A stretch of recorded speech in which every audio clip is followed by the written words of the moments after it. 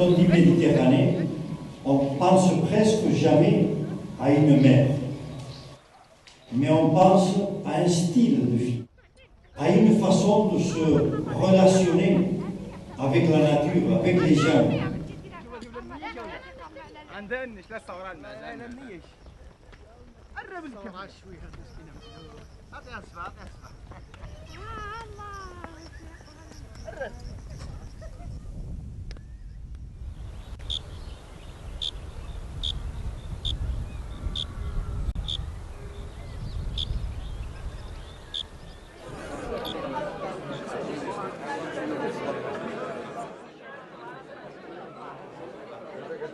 On va passer immédiatement à la déclaration de Chefchaouen. Je donne la parole à M. Mourad Rifi.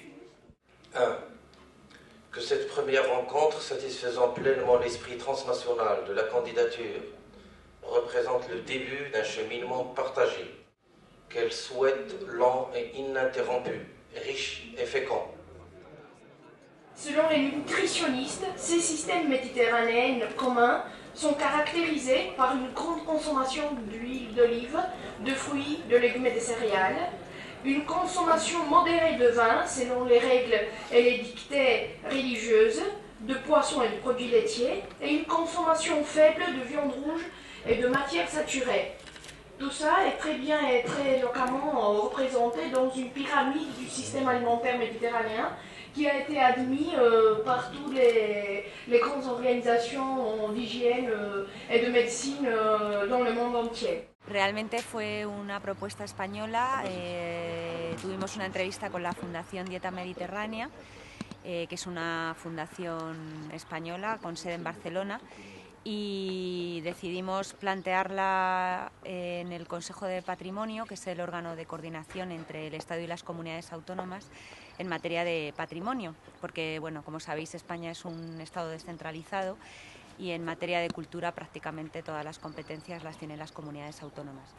Entonces se presentó, hubo una unanimidad total en el seno del Consejo y se decidió que España presentaría esta candidatura para la lista representativa de patrimonio inmaterial.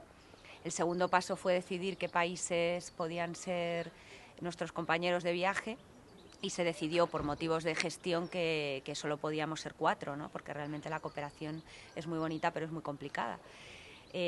Por otro lado también era difícil porque la dieta mediterránea corresponde a muchos países, ¿no? Y bueno, se decidió finalmente que fueran Italia, Grecia, Marruecos y España, pero es una candidatura por supuesto abierta a todos los países del Mediterráneo. La province de Chefchaouen est étendue sur une superficie de 4350 km².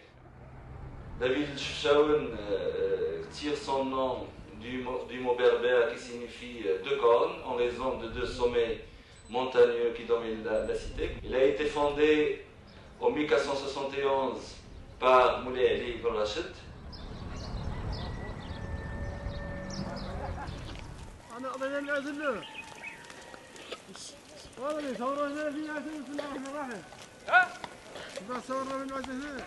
Cette zone de montagne qu'on pourrait croire abrupte, rude, cloisonnée, fragmentée, ce qu'elle est quand même irriguée par ce courant culturel commercial qui s'est établi entre la capitale de Fès et l'Andalous.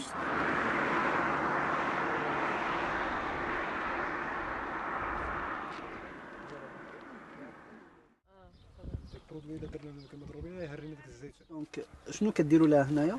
هذا نديروا الحامض والثومه والحرق.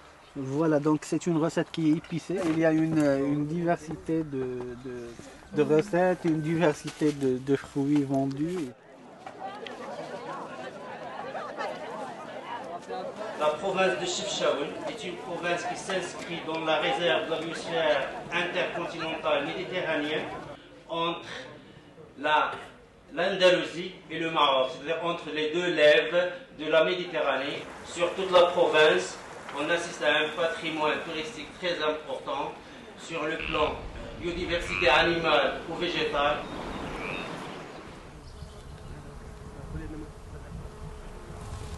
On ne peut pas parler de gastronomie locale sans parler de l'agriculture, de la culture et du savoir-faire. Diète méditerranéenne, ce deux mots qui marchent ensemble. Diète, ça provient d'un mot latin qui c'est diaète, et à son tour il provient d'un mot grec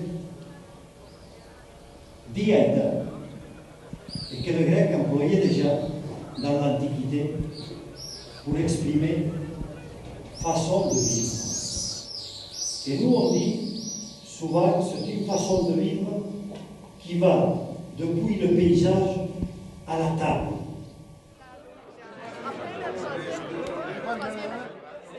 Ça, c'est le cap. Ça, c'est le cap, oui. Oui.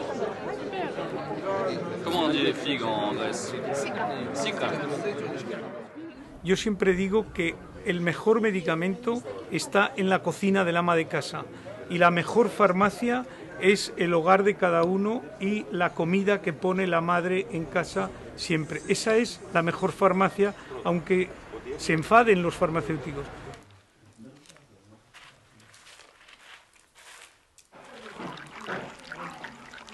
En Méditerranée, chacun de nous, le Méditerranéen, chacun, sans exception, peut se souvenir d'un jour important de leur vie, de sa vie, associé à un repas.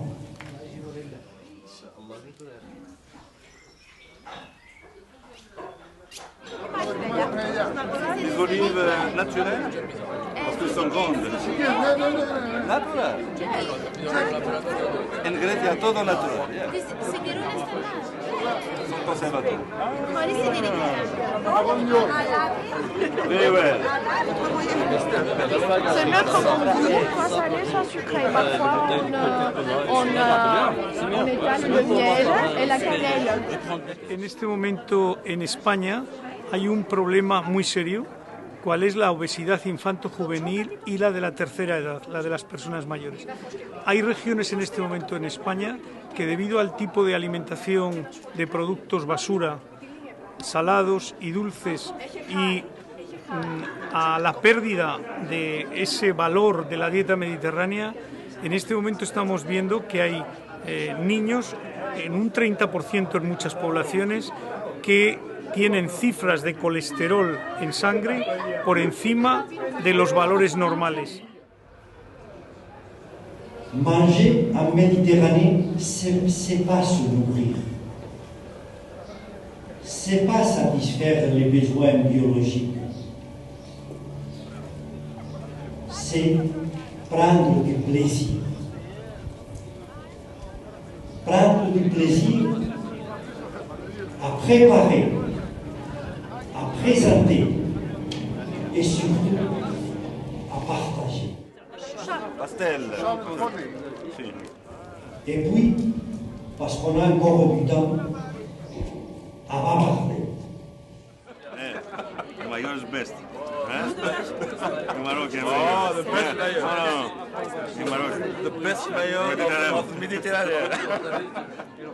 La diète méditerranéenne, ce n'est pas encore suffisamment exploré. Les valeurs, le savoir-faire, les gestes, les compétences, c'est tout un travail d'inventaire, de catalogage, de mise en banque de données, que ce soit numérisé ou pas. Finalement, nous sommes face à un chantier de travail d'ordre scientifique qu'il faut mettre en œuvre, et ça c'est l'œuvre des experts qui peuvent mener ce travail pour pouvoir donner la matière de réflexion à ceux qui veulent travailler sur le plan de sensibilisation, sur le plan de la transmission.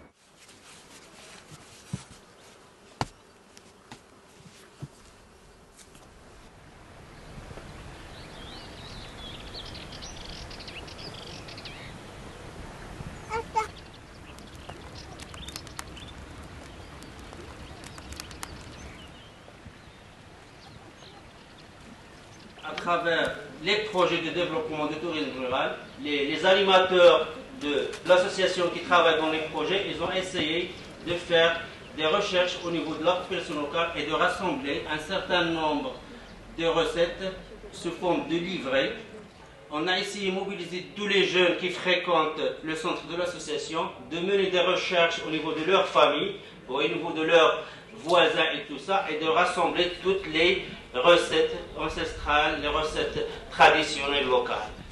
Une table en Méditerranée nous évoque toujours des paysages, des terroirs.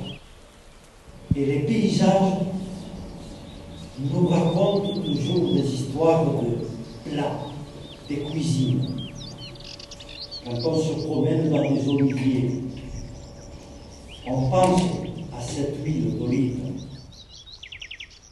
Quand on voit ces semences, ce blé, on pense au pain. Ce pain, bien soit plat ou renflé. La fermentation, c'est un phénomène extraordinaire. Il est né en Méditerranée. Le terroir, c'est les ressources biologiques, culturelles qui permettent à une population, une communauté de vivre dans un certain endroit. Et le paysage, c'est un concept tout à fait culturel. Ce n'est pas un arbre, un chèvre, un champ, non, c'est un visage. Donc c'est ça, c'est un peu la relation de mettre la culture et les ressources biologiques pour vivre dans un endroit pendant quelques générations.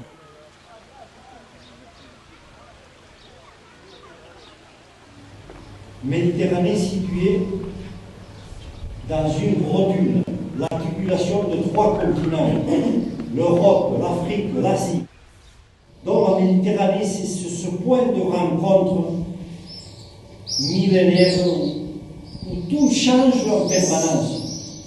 Ce transfert continu d'idées, de pensées, de génie, de folie, ça c'est la Méditerranée.